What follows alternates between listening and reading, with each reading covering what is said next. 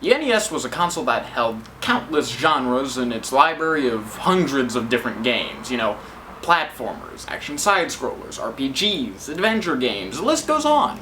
But there are a few that did elude the console for the most part, historical parody, overhead war simulation, and turn-based strategy weren't very common. So what if I told you there was a game that combined all three? Yep. Released in 1990 for the NES was North and South, a hybrid turn-based strategy action game based on, of all things, the American Civil War. Now, if you're wondering just why the bloodiest conflict in the United States' history is now serving as the backdrop for a comedic NES game, well, it goes a little something like this. One day, two men were struck with a creative bolt of inspiration. They thought that a comedic take on the militarism and harsh realities of the American Civil War would be the perfect premise for their new comic. But, being Americans themselves, they had to find a way to balance out, representing the harsh realities of the war, alongside the comedic take they hoped to bring to it. Is what I would be saying if they were Americans, but they weren't. They were Belgian, and thus, Les Tuniques Bleues. A member of the Franco-Belgian genre of comics, Les Tuniques Bleues is a comic series that follows two cavalrymen as they experience the American Civil War. As stated previously, the series from my research seems to be largely comedic in tone, with occasional points that show just how brutal the war truly was. Unfortunately, this comedic take on what is still a very controversial and close-to-home war for us Americans, I'm sure has contributed to this comic's limited release in English. Only about a tenth of the total issues to have been released since the series' debut in the 1960s have been translated, which is a shame because I'd really like to check these out some more. But how does this all relate back to the North and South?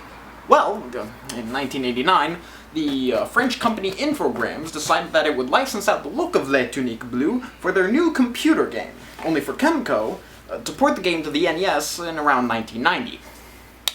That's right. This is a computer to NES port.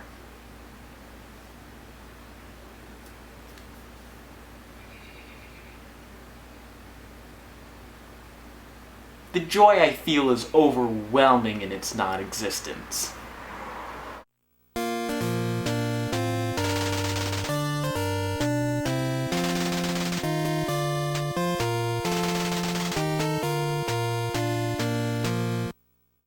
Given the nature of North and South, my usual format of talking about graphics and sound and gameplay in big chunks I don't think would work here. As such, let's go through the step-by-step process of how this game works.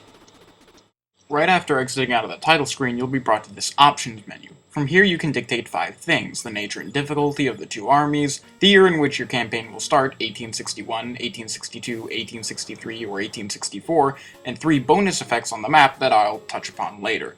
You can also take this time to grope the cameraman.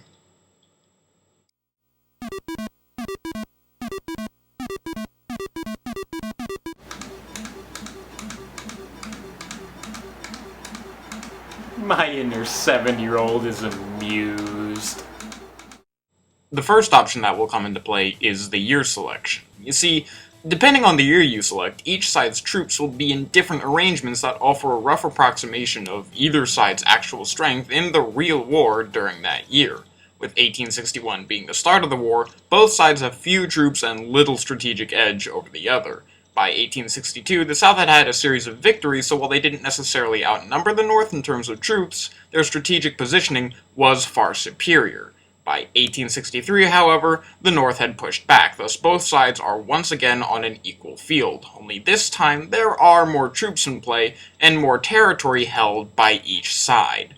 And finally, in 1864, the South was in dire straits. The force of the North had finally begun to whittle away at the already fragile self-sustainability of the South, which is reflected in-game by the North armies having better strategic positioning and more troops. As you could guess, this year selection system can act as a difficulty selection on top of the already existing difficulty selection, depending on which side you choose to play as. This definitely adds to the replayability of the game, as different years will require different strategies from different sides. But then comes the task of, navigating around the map screen, and I'll be honest, for a computer to NES port, this is actually pretty good. The cursor moves at a brisk pace, and selections are easily done via the A button for selection and the B button for canceling commands. Speaking of commands, what can you do on the map screen? Well, each army is represented by these little pawns. By selecting them, you have the option to move them to adjacent states. Move all your pawns once, and the other side gets a turn to move their pawns. Each pair of these turns constitutes a month in in-game time. The 3 bonus effects that I mentioned earlier go as such. One option is a ship that will randomly appear to give a pawn's worth of reinforcements to whoever controls what I can only assume is the state of North Carolina. I don't know, this game's map is botched up. Another option is a storm cloud that randomly moves around the map each turn. If one of your pawns is under the storm cloud, you can't move the pawn for the duration of your turn. The final option is the Native American and the Mexican bandit, who at entirely random will instantly take out any pawns on the far left side of the map. You'd think this event would be incredibly angering given its entirely random nature and harsh penalty, but it happens so infrequently that it might as well not even exist. I played several matches over the course of 40 minutes, and it never happened to me once. Now, thankfully, this is the case, because if it wasn't, this would become an issue. You may have taken notice of these 5 lines connecting 5 red dots on the map. These are forts connected by rail lines. If you occupy 2 forts connected by a rail line, then at the end of your turn, a train will run from one fort to the other, delivering money in these money bags. Once you have 5 money bags stored up, you will get a pawn's worth of reinforcements that you can place anywhere along your rail line. But then the question becomes, well, how do I occupy forts? An unoccupied fort is simple enough. Move to the state where the fort is, and bada bing bada boom, the fort's yours. It's occupied forts where things start to get a little interesting, though. Here, the game transitions to a 2D side-scroller that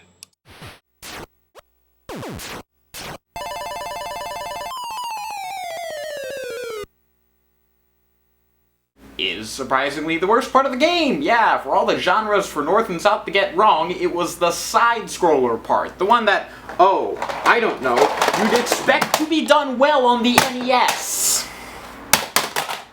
Where to begin? If you're the attacker, then your controls are as such. B is the jump button, and A is the attack button. Really?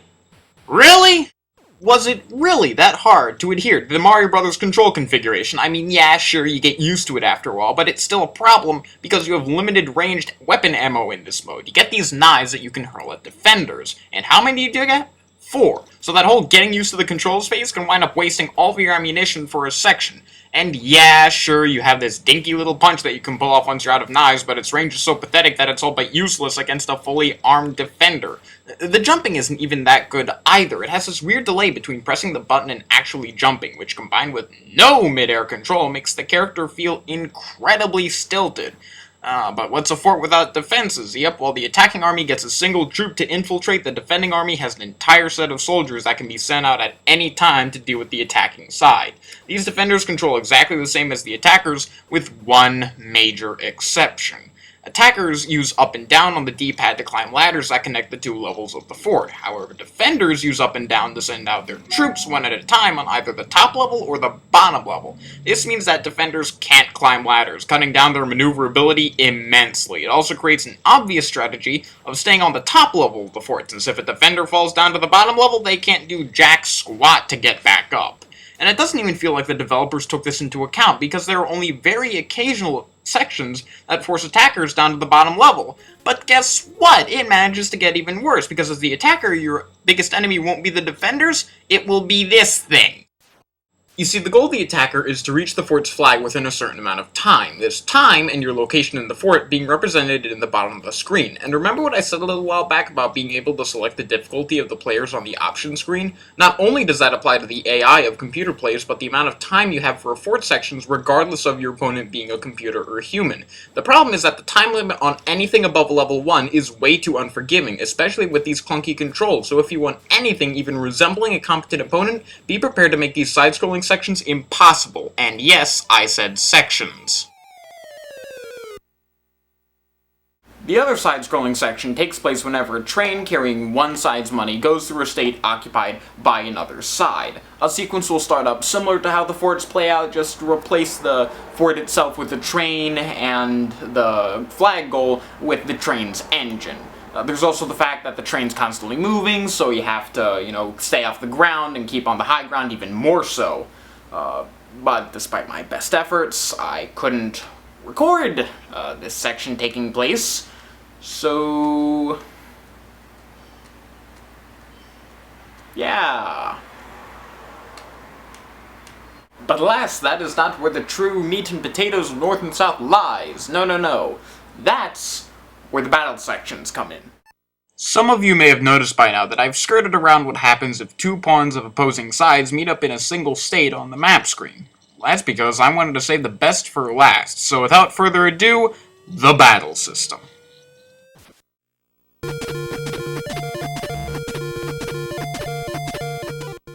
I swear it's better than it looks.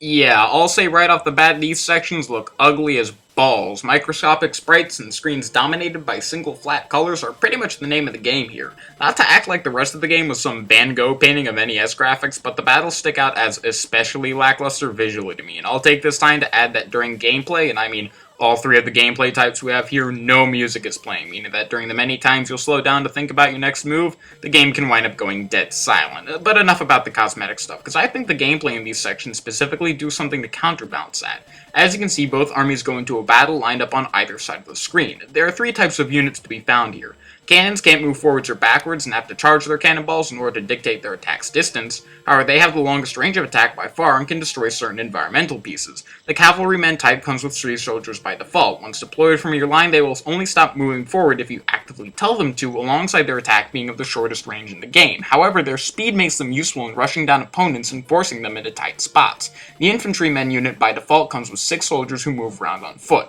They are the slowest of the 3 types, but have the most movement options, being that they can easily become the most fun to play with, given the creativity a player can display in their movement.